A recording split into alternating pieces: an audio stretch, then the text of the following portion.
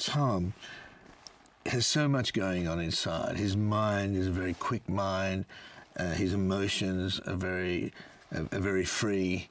So when you have a stillness or when you need him to be very laconic, you still sense an intensity in there.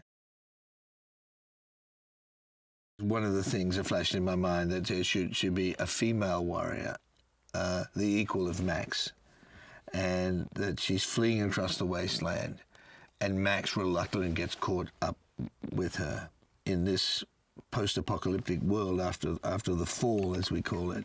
She's become a hard-bitten warrior.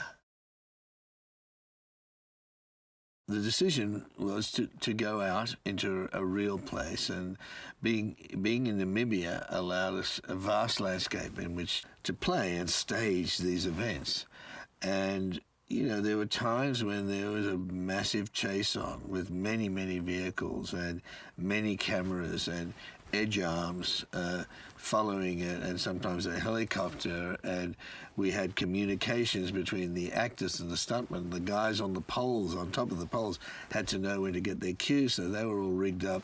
It was a military exercise there in the dust and heat, and in the mornings and the evenings cold. I think shooting it over those 7-8 months, 120 days, and shooting mostly in continuity, in a slow motion way, replicated what the Chase of Fury Road is. He's in a bad way. He's captured and he's like a wild animal. He's no different from a wild animal. He's in a mask that prevents him from biting. He's muzzled, and so there is a sense that there is a more noble human being inside, but we find him in a very savage state. He sits on top of the dominance hierarchy. He's the warlord of the wasteland. He rules he rules this almost hermetically sealed world. I mean, no one knows what's out there anymore on the coast. They see the satellite and they say, is there anyone still out there? We don't know. But there within the wasteland you have, the produce and the water that's created the citadel. You have the gas to run the vehicles and the munitions to protect all of that. So he is a dictator, a tyrant. Max Rokitansky is a kind of heroic everyman. He's someone who even predated cinema. He's the lone warrior, looking for some better self in a wasteland, in a dark age. Max starts off the movie virtually as a trapped, savage animal, and we see his evolution into a more noble, more reliable man. We see what his better self is to some degree. In her case, it's already there, and she's just giving it one more shot. She's fierce in her determination, and that's what I think Charlize brings to it so magnificently.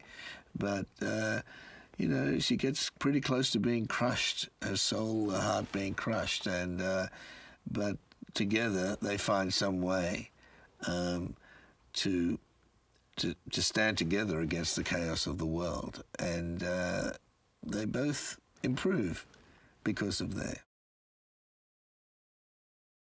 It was an opportunity to do what I attempted to do back then, but to use the new technologies and these amazing machines like the Edge and digital cameras that you could put anywhere, and being able to erase tracks and wires and stuff we could never do, or change the sky, or do all that stuff, and yet still do real world vehicles and people in chaos.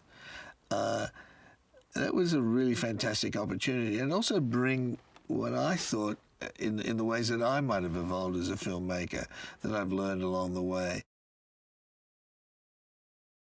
We work really, really hard to make sure that those loyal fans of the Mad Max movies will be satisfied and more than satisfied. It's going to be an amplified experience. You have to do that 30 years later. It's going to be, I'm not going to say on steroids, but it's going to be very familiar on the one hand and unique also. It will be its own thing. And they'll get their thirst quenched. On the other hand, those who've never seen a Mad Max movie, never even heard of a Mad Max movie, it will experience it as a standalone experience and a wild, crazy ride. I'm sure of it. To be perfectly honest, Charlize is the only one who came to mind. She's able to transform herself as an actor. She's physically adept. She was a ballerina for so long. So she has that precision and discipline, the physical discipline. She's not afraid to go out there and be uncompromising. The way she fires a gun, the way she fights. She is a warrior. The way she drives and so on. And she was the one who said she wouldn't mess with hair. She called me one day and said, "Look, I'm just about to get a buzz cut. I better tell you before I do it," because we had thinking of some sort of wig and stuff. And I thought, brilliant. And I said, brilliant, go for it if you're prepared to do it. And it's absolutely right. Why would she mess with hair?